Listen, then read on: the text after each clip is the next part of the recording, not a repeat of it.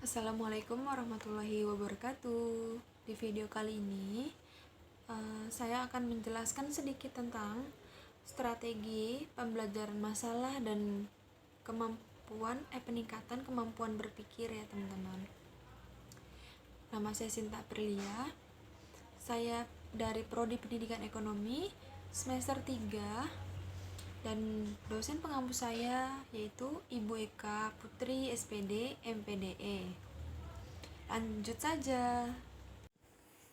Iya, strategi pembelajaran peningkatan kemampuan berpikir ya teman-teman di sini. Kemampuan berpikir kritis merupakan kemampuan berpikir dalam tingkat tinggi dalam memecahkan masalah secara sistematis. Jika menurut pendapat Johnson tahun 2010, 187, kemampuan berpikir kritis merupakan bagian dari berpikir dengan baik dan merenungkan tentang proses berpikir dengan baik.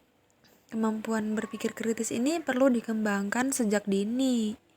Sejak peserta didik duduk di bangku sekolah dasar, karena kemampuan berpikir kritis ini harus diasah sejak dini agar siswa itu terbiasa dengan pola berpikir yang kritis dan kreatif ya. Misalkan ya, si anak ini belum bisa baca atau belum pintar dalam belum pintar untuk membaca atau menulis atau menghitung gitu ya teman-teman. Jadi kita asah dia dengan sejak dini gitu. Ya, jadi kita harus tingkatkan lagi si anak tersebut ya dengan cara untuk mengajarkan dengan baik dan benar. Selanjutnya ada modal strategi pembelajaran, peningkatan kemampuan berpikir atau yang disebut dengan SPPKB, yaitu model pembelajaran yang bertumpu kepada pengembangan kemampuan berpikir si anak melalui telahan fakta-fakta tersebut itu, atau bisa dapat menjadi pengalaman si anak ya kan, sebagai bahan untuk memecahkan masalah yang kita ajukan. Ya, SPPKB itu model pembelajaran yang bertumpu pada pengembangan kemampuan berpikir si anak. Artinya tujuan itu ingin dicapai dari metode SPPKB. Jadi bukan sekedar dapat menguasai sejumlah materi pembelajaran atau pelajaran yang dia ketahui, tapi bagaimana siswa dapat mengembangkan ide-ide atau gagasan tersebut gitu. Contohnya ya, seperti kita membebaskan si anak atau siswa tersebut dengan memberikan media apa yang dia inginkan gitu. Lalu memberikan siswa untuk lebih aktif dalam proses pembelajaran ya. Atau bisa kita membuat kelompok atau game agar si siswa itu atau si anak itu lebih aktif gitu ya dalam proses pembelajaran gitu. Lalu di sini ada kemampuan berpikir ya, atau SPPKB. Ini kemampuan berpikir. Jadi peserta didik sebagai subjek belajar. Yang kedua, pembelajaran dikaitkan dengan kehidupan nyata atau pengalaman si anak. Yang ketiga ada kemampuan didasarkan atas penggalian pengalaman. Terus yang keempat, perilaku dibangun atas kesadaran diri. Perilaku dilakukan karena faktor pendorong dari dalam.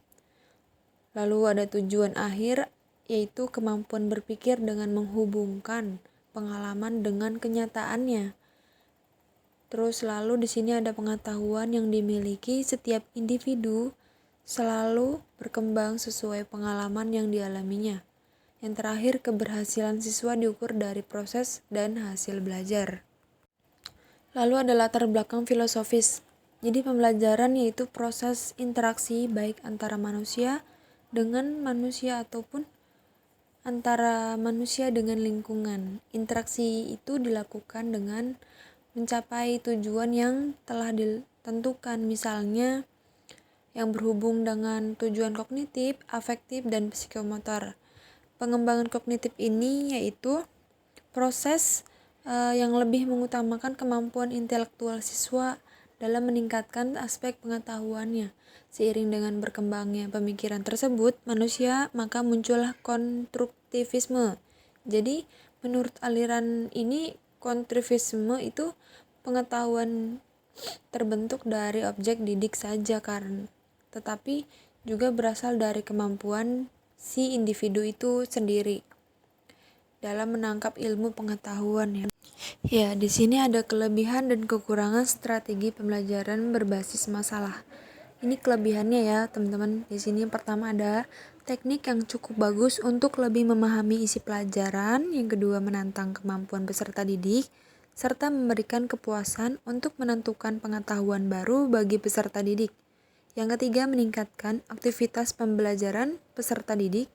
Yang keempat, membantu peserta didik bagaimana mentransfer pengetahuan mereka untuk memahami masalah dalam kehidupan nyata. Yang kelima, dianggap lebih menyenangkan dan disukai peserta didik. Lalu yang keenam, dapat mengembangkan kemampuan peserta didik untuk berpikir kritis dan mengembangkan. Yang ketujuh, dapat memberikan kesempatan pada peserta didik untuk menyesuaikan pengetahuan baru. Lalu yang 8, mengembangkan minat untuk terus belajar. Yang terakhir, bisa bertanggung jawab dalam pembelajaran yang mereka lakukan. Ya, jadi sekiranya si anak itu suka dengan pembelajaran tersebut, boleh kita lanjut gitu. Atau bisa juga dengan memberi pertanyaan yang lebih mudah kepada si siswa itu ya, teman-teman. Terus bisa dengan metode kerja kelompok atau yang lainkah gitu. Atau bisa menyuruh si anak itu membuat soal dengan membuat video atau yang sekiranya si anak itu suka ya, teman-teman. Lalu di sini ada model pembelajaran dengan kelemahan ya. Yang pertama, jadi dia nggak cuma kelebihannya tapi kelemahannya pun ada. Yang pertama ada manakala peserta didik tidak memiliki atau tidak mempunyai kepercayaan bahwa masalah yang sulit untuk dipecahkan, maka mereka akan merasa enggan untuk mencoba hal tersebut gitu. Misalkan si anak itu ingin bertanya kepada gurunya ya, cuma dia ragu karena dia merasa tidak pede atau merasa tidak bisa, jadi dia tidak ingin mencobanya gitu. Jadi dia sudah menyerah sebelum mencoba. Yang kedua ada keberhasilan strategi pembelajaran melalui problem solving membutuhkan cukup waktu untuk persiapan. Jadi sebelum bertanya atau sebelum menjawab atau yang lain gitu ya. Jadi kita harus mempersiapkan waktu itu gitu, teman-teman. Untuk mempersiapkan apa yang kita ingin baca, apa yang kita ingin menjawab, apa yang kita ingin bertanya gitu, itu kita harus siapkan itu gitu. Nah, itu bisa disebut keberhasilan strategi pembelajaran ya, bisa disebut keberhasilannya si anak. Jadi ada cukup untuk kemampuannya gitu.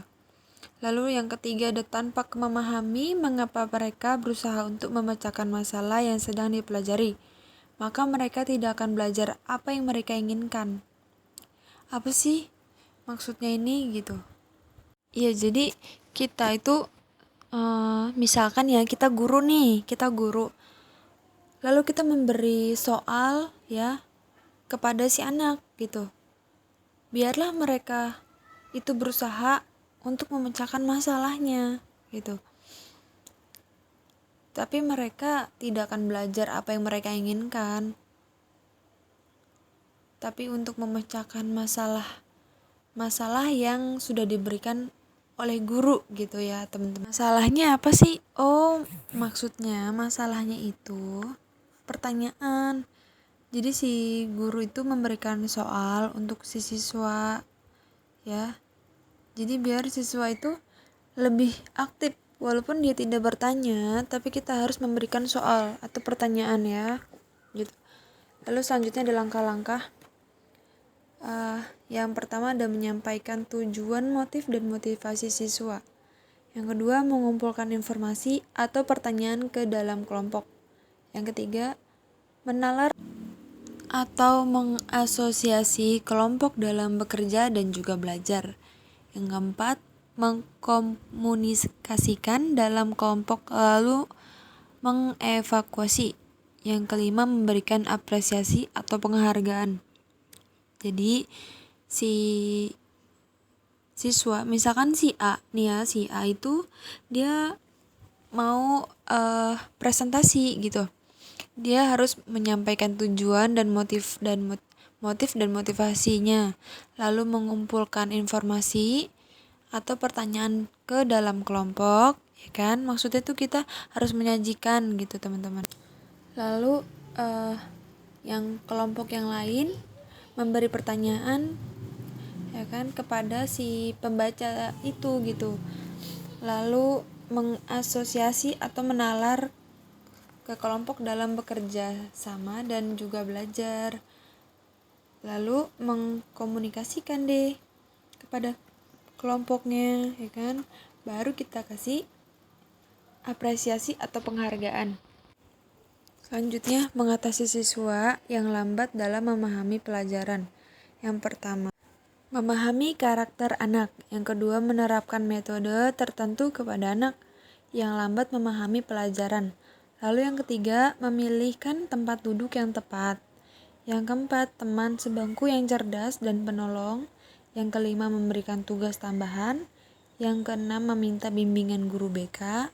Dan yang terakhir, konsultasi kepada orang tua, anak atau siswa. Jadi sebelum menerapkan pembelajaran ya dalam mengatasi anak yang lambat dalam memahami pelajaran, jadi kita sebagai guru itu harus mengetahui karakter si anak tersebut. Apakah si anak itu nakal, pendiam, hiperaktif, malas, atau dia suka menyendiri gitu ya.